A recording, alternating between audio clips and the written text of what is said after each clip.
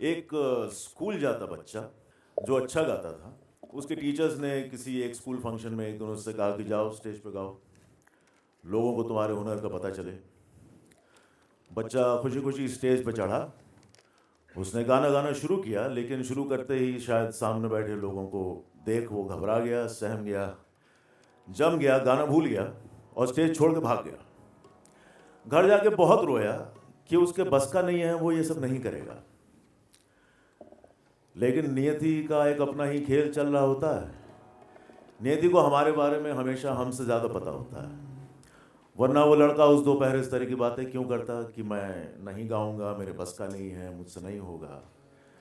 क्योंकि तब वो ये नहीं जानता था कि वो खुद तलत महमूद है। उसको तो पूरी दुनिया सुनने वाली है, उसके जाने के बाद भी पता नहीं कब तक सुनते रहेंगे, और हो सकता है शायद जब तक गाना और संगीत है तब तक उसको सुनते रहेंगे।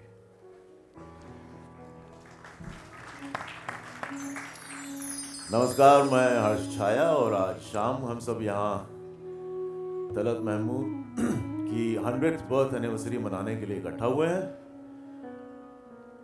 2024 का साल और फरवरी का महीना उनकी 100th बर्थ एनिवर्सरी का साल और महीना है। 24 फरवरी को वो पैदा हुए थे। साल का अंदाजा आप लगा लीजिए, गणित का सरदर्द मैं अपने सर नहीं ले रहा। बहरहाल, तो गाते तो अच्छा थे, लेकिन उनके घर में हदें थी कि आप गवैया बन जाएंगे, फिल्मी गाने गाएंगे, ये सब नहीं चलेगा। लेकिन जब ऊपर वाला किसी को किसी खास काम से नीचे भेजता है तो इसका वो बंदोबस्त करके रखता है कि उसका रास्ता बनता चला जाए। कुछ इत्तेफाक ये हुआ कि जो भी वजह रही हो, तलत महमूद अपनी फूफी के यहाँ पहुंचे अलीगढ़, और उनकी फूफी के यहाँ एक अलग ही अंदाज था। बैठकें होती थी, महफिलें होती थी, बड़े बड़े कलाकार आते थे। और जब उनकी फूफी को पता चला कि बच्चे में हुनर है तो उन्होंने उसको बढ़ावा दिया कि वो उन महफिलों में बैठे, सुने, सीखे। तो यूं तलत महमूद बचपन से ही रोशन आरा बेगम, बड़े गुलाम अली खां को सामने बैठ के सुनते थे। म्यूजिक कॉलेज में भी उनका दाखिला उनकी फूफी की ही सिफारिश से हुआ, क्योंकि उनके पिताजी मान नहीं रहे थे तो उनको मनाना था। और उसके बाद जब उन्होंने तय किया कि वो कलकत्ते जाएंगे गाने, क्योंकि तब इंडस्ट्री कलकत्ते में थी, मुंबई में नहीं थी, तो मामला थोड़ा पेचीदा हो गया। लेकिन अब कामयाबी और नाम के तरफ जाते रास्ते आसान तो होते नहीं हैं, लड़ाइयाँ लड़नी पड़ती हैं। और इससे बड़ी लड़ाई तो क्या लड़ी जा सकती है कि मामला इतना बिगड़ गया कि वो घर छोड़ के निकल गए ये बोल के कि अब तो कामयाब होने के बाद ही लौटूंगा।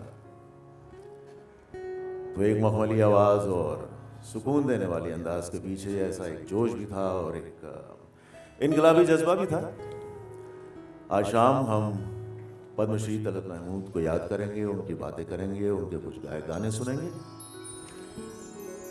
उन्हीं के गाने से उनको याद करेंगे। जब एक बार और लौट कर आइए हमारे बीच, फिर वही शाम।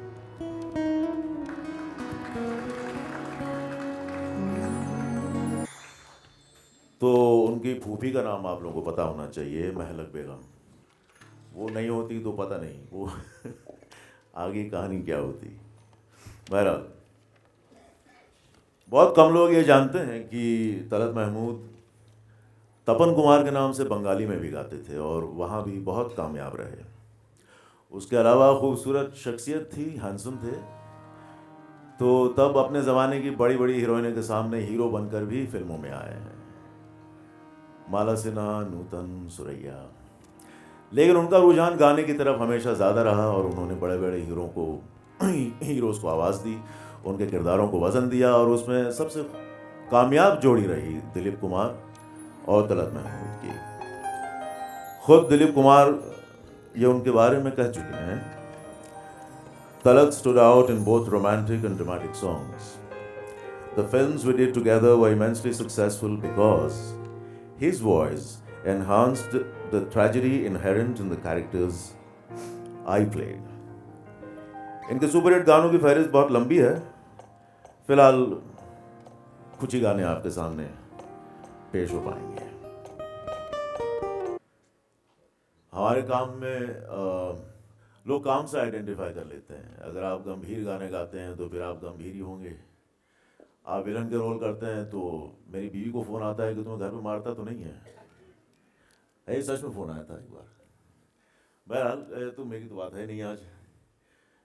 तो तलत जी जब कलकत्ते में नए नए गए थे, अपने भाई के साथ वहाँ रह रहे थे, तो इनका एक अलग सेंस ऑफ ह्यूमर भी था, एक मंचलापन भी था। तो उन्होंने और उनके भाई जो साथ रहते थे कलकत्ते में, उन्होंने 2 पेट्स रखे थे, एक बंदर और एक कुत्ता। बंदर यूं रखा था कि वो कुत्ते के लगे कीड़े साफ करता था, और कुत्ता यूं था कि जब शाम के लोग घूमने निकलते थे, बंदर कुत्ते की सवारी करता था। तो यूं चारों घूमने निकला करते थे, 2 भाई और एक बंदर और एक कुत्ता। और ऐसी सुनी हुई कहानी है। अब नाम शायद कोई और हो सकता है, लेकिन कहा जाता है कि जयकिशन, मदन मोहन और तलत महमूद, इनको जब मूड आता था तो शाम को निकल जाते थे नज़दीक रेस्टोरेंट में बैठने की, देखें किसके पास लड़कियां ज़्यादा आती हैं। और जयकिशन और मदन मोहन बेचारे बैठे रहते थे और तलत महमूद बहुत बिजी हो जाते थे ऑटोग्राफ साइन करने में, 1-2 लाइन सुनाने में। तो कहानी आगे बढ़ाएं। तलत जी की आवाज़ में एक ऐसी रूहानियत थी जो मोहब्बत के दर्द को बयां भी करती थी और सुकून भी देती थी। और बात जब सैड रोमांटिक गानों पर आती थी तो हमेशा सबकी सबसे पहली पसंद वही रहते थे। एक ऐसा उन्होंने गाना गाया है जो हिंदी सिनेमा का सबसे बेहतरीन रोमांटिक सोलो माना जाता है। और इस गाने की रिकॉर्डिंग के बाद मजबूर साहब से रोका नहीं गया, तो उन्होंने तलत से कहा कि वाह तलत, क्या गाया है। और तलत जी ने पलट जवाब दिया कि जनाब क्या लिखा है। अब ये गाना आप सुदीप सुनाएंगे। ये बड़ा मशहूर गाना है। तो आप लोग सोच रहे होंगे कि एक के बाद एक सोलो, इतने खूबसूरत डुएट थे, वो कहाँ।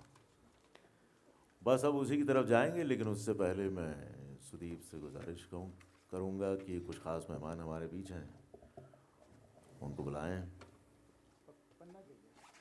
हाँ, पन्ना उठा लें। जी, we have a lovely friend and a beautiful singer with us, Kavita Paudwal ji, please come. मैं बहुत शुक्रगुजार हूँ कविता जी का, जिन्होंने she agreed to be part of this event। और कुछ और बोल रहे हो, मैं बोलूँ? नहीं, आप आगे ले चलें बात को। 2 मिनट में और लूँगा आपका। We have a very special friend, a very special person who has come, and she is from Talat Mahmood's family, a grand niece। ये जो कहानियाँ आप छोटी छोटी कहानियाँ हम जो सुन रहे हैं, वो उन्हीं की किताब ऑटोबायोग्राफी जो अभी उन्होंने रिलीज़ की। सहर जमान कहीं हैं आप? आइए प्लीज़ कम। हाँ, इधर आए, मुझे भी आपका इंतज़ार है, क्योंकि मैंने शायद पद्मश्री पद्म भूषण कुछ गलत बोला है। तो आप लताड़े उससे पहले माफ़ी मांग लूँ, और जो गलत बोला है उसको सही कर दें। बाकी बातों के अलावा सहर Zaman, she has just released the new book which is in her hand। अभी मुझे दिया नहीं है उन्होंने, और ये सारी कहानियाँ उसी में से है। would love to have, it's a pleasure to have you, sir। Adab, good evening everyone। I would of course like to thank you for turning up in such large numbers and showing so much love to Talat Nana in his 100th year। But before I go any further ahead, I would like to thank Sudeep ji, forever grateful and beholden for doing this so beautifully and for being so exceptionally exceptional। So this is of course first of all for you, Sudeep ji। Oh, thank you। I'll come here। Thank you, Vinta ji। Thank you, all of you। And just a very few seconds more. Talat Nana had an exceptional career after film recordings in concert tours across the world. He was the first who started world tours, the first Indian playback singer to start, and he did that in 1956 in the peak of his career. And then when his recordings started dwindling down in the 70s, he continued world tours right till the mid-90s, till he got his Padma Bhushan in 1992, and then, of course, passed away in 1998. So from performing in the top venues across the United States to the Royal Albert Hall in the United Kingdom, in his 100th year, he's come here to India's top venue at the NMACC. And for that, I would like to thank Sudeep ji and his entire team. Thank you, Harsha ji, Kavita ji, and the orchestra. Such beautiful orchestration and so refreshing. Thank you so much. Thank you so much. Thank you.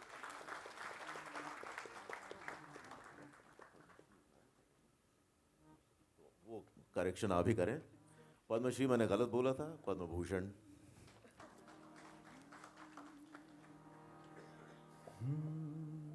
एक कहानी थी, सुना दें हाँ, सुनाइए। Duets को लेकर के? आप बताइए। इतनी तैयारी की और ये शुरू हो गए, रुकिए 2 मिनट है। तो एक बहुत मशहूर, बहुत पॉपुलर गाना है और ये कहीं बीच में आएगा, सुदीप आपको बताएंगे जब वो गाना आएगा। कहानी ये है कि वो गाना सोलो होना था, सिर्फ तलत महमूद गाने वाले थे, लेकिन लता मंगेशकर जी ने उसको सुना या उस गाने का उनको पता चला, तो उनकी इच्छा हुई कि वो भी वो गाना गाएंगी और उसके बाद ड्यूएट बना, बहुत मशहूर हुआ। सुदीप जी बताएंगे जब वहाँ पहुँचेंगे वो कौन सा गाना है।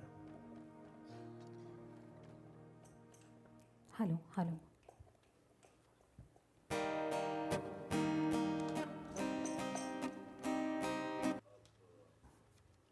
शाम जो है ख़त्म होने वाली है, मतलब 2-3 गाने और हैं। हम चाहेंगे कि आप तलत जी की ही यादों के साथ जाएं, उनके गाने अपने साथ लेकर के जाएं। तो मैं अब बीच में से हट जाऊंगा, मतलब अंत में अच्छा जी नमस्ते जी इसकी कोई ज़रूरत नहीं है ना, स्वाद बिगाड़ के क्या करना है। तो मैं आप लोगों के बीच से हट जाता हूँ, मेरा ख्याल यहीं बैठ के मैं बाकी गाने सुनूंगा। और हाँ, वो जो उनके पिताजी जो नहीं मानते थे, एक दिन ये भी आया कि जब कहीं से गुजरते थे और गाना उनको कहीं सुनाई देता था तो रास्ते में लोगों को रोक के बताते थे कि